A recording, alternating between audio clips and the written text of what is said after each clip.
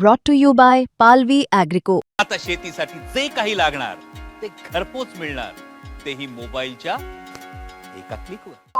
मी सर्व कार्यकर्त्यांना विनंती करतो, आपण अजिबात हॉस्पिटलला येऊ नका, कारण हॉस्पिटलमध्ये इतरही सर्व पेशंट आहेत आणि आताच जसं डॉक्टरांनी सांगितलं की पवार साहेबांची तब्येत आता नॉर्मल आहे.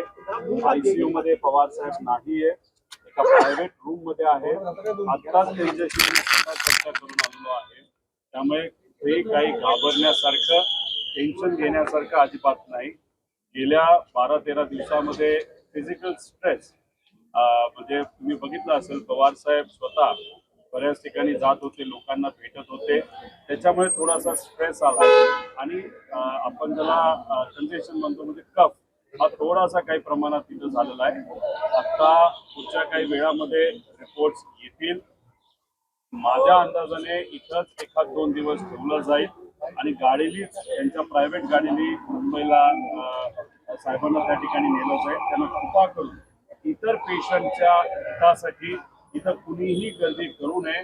पवार साहेबांना कोणालाही त्या ठिकाणी भेटता येणार नाही, कारण का इथल्या हॉस्पिटलचा प्रोटोकॉल हा योग्य पद्धतीने फॉलो केला पाहिजे असं सुप्रियाताईंचं आणि आमच्या सर्वांचं त्या ठिकाणी मत आहे.